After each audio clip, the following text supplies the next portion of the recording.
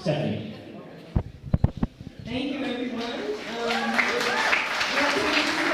the first time I've ever spoken on a microphone, and also the first time I've ever had a speech prepared on a smartphone. So bear with me, but I wanted to share a little bit about what it's like being there. And so it's only 5 minutes, so. Basically, imagine growing up in a place where your parents and your grandparents and basically everyone in your family drank from the natural rivers and the springs and the lakes, and nobody ever really taught them about the dangers of contaminated water, and so your family never taught you either. Imagine living in a community within a country where the concept of proper hygiene and sanitation was never learned because it wasn't taught in school, and it isn't taught in school, or at home. A country where for many people, open defecation is still practiced. We see it every day. And indoor bathrooms are often non-existent.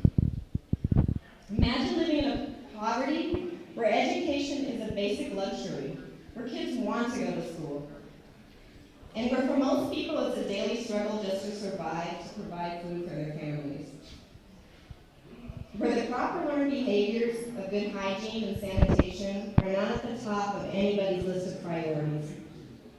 Where only a very few actually understand the connection between poor sanitation habits and sickness.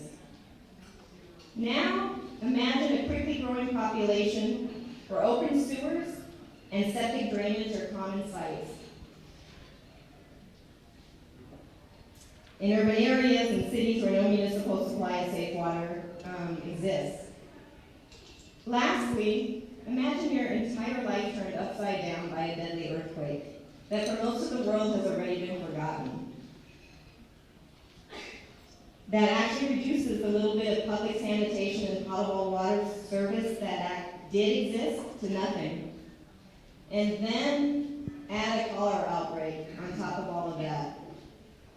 This is an image of Haiti, and it's also not a far drive from the Bates or sugarcane communities where we work every day in the Dominican Republic. And this is why I chose to join World Water League team, why I get up every day and face this challenge, basically of reducing this stuff and making things change.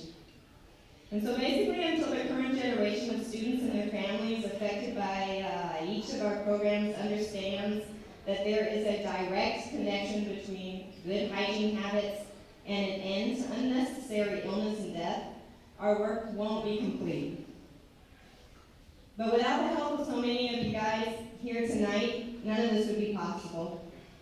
And our Washington Schools programs wouldn't be possible either. So I personally want to say thank you. Thank you all for being here and supporting us in the work that we do.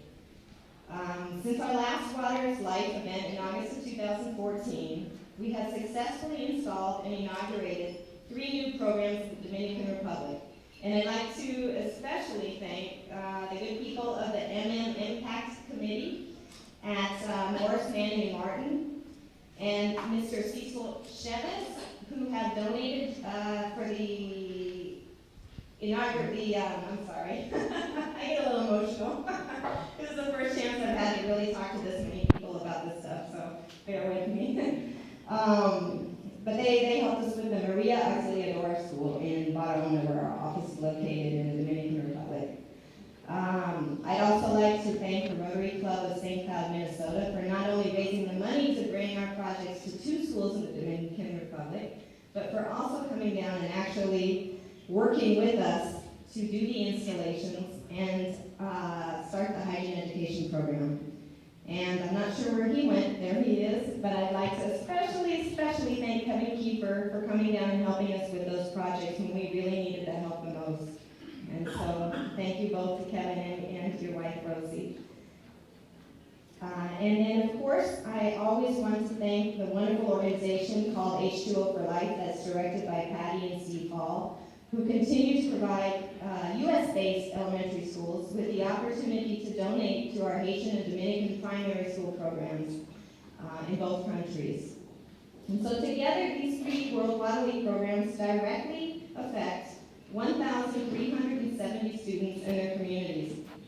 And every year, there's more people affected because the kids are constantly rotating through the schools. And so the information that we're teaching on a weekly basis is for 10 years, is spreading like wildfire through these communities. And it's amazing. I mean, we've been doing this for 3 years now, the hygiene programs. And I'm seeing the kids that I taught last year, I'm seeing the kids that I taught 2 years ago now teaching each other. And they think it's cool. They actually think, hygiene and sanitation, which I always thought, wow, it's kind of gross. Who wants to teach that? But these kids realize that it's cool and that it's important. And then, of course, I'd like to thank our Emory University interns who have been coming down for the last 2 years and helping us. Jed, you're here, so thank you also for last year's work. But Andrew Newt and Catherine Stanfield from the Roland School of Public Health. These guys worked with our team in the Dominican Republic and myself this summer to collect the quantitative data that we need to effectively investigate the health benefits of our programs, as well as help us prepare for the long-term and sustainable transfer of our projects to each of the schools in their communities when we step back and hand it over eventually to the communities and to the kids in the schools. So thanks a lot, you guys. I know it wasn't easy, but it was fun, right? And of course, a big salute must be given to all my fellow colleagues here in Atlanta. I couldn't do it without you guys. You guys are my lifeline. And even though communication is very hard sometimes, and we struggle to communicate, I know that you always have my back. I know that if we have a problem or something, I can always contact you guys, and we can work this out across the miles, across the Caribbean. So thanks. And last but not least, I have to give a big thanks to my wonderful family, who has patiently supported me through all my ups and downs on a daily basis, trying to manage an NGO in 2 countries that literally do not get along on the same island, and the lack of infrastructure and resources. My spouse, Matt Holmes, who cannot be here this evening, he has to listen to all of my my issues every evening on the front porch. And of course, my mom and dad, who are here with me for the first time tonight. I couldn't do it without you guys. Thank you so much for your support. So,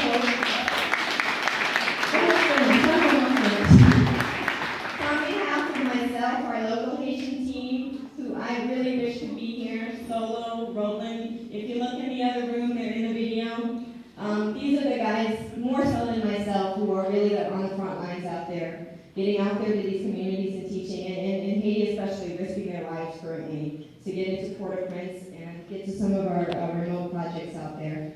And of course, the self-named Sanitation Water Club, the kids in Haiti who are helping us spread the hygiene and sanitation education campaigns.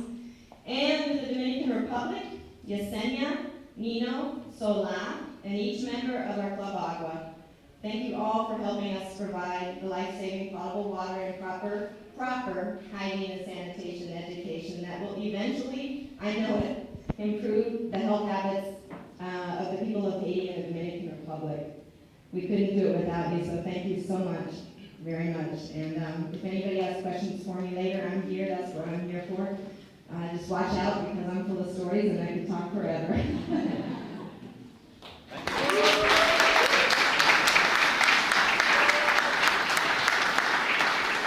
Hey everybody, my name is Jed Snyder, like Stephanie said. I was an intern with WWR about a year ago, and so I had the amazing opportunity to work down in country in Haiti and the Dominican Republic and really see the impact that they make. And basically, listening from Stephanie, you can kind of get the idea of how an integral part WWR is in the community there. And so basically coming back to Atlanta, I still had that passion to help out WWR. And so that's what I'm kind of here to talk about is, so over the past few months, we've been developing this group here in Atlanta called World Water Relief Ambassadors Program.